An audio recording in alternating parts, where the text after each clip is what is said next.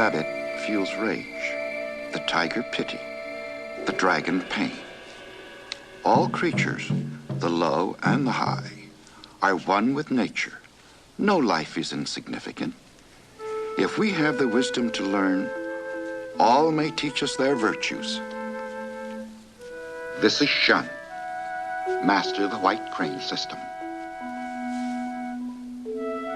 From the crane, we learn grace and self-control.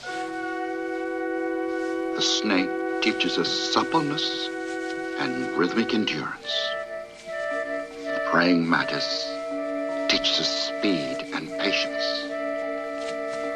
And from the tiger, we learn tenacity and power.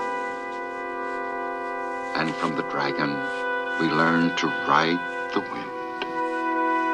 Life sustains life, and all living creatures need nourishment. Yet with wisdom, the body learns to sustain in ways that all may live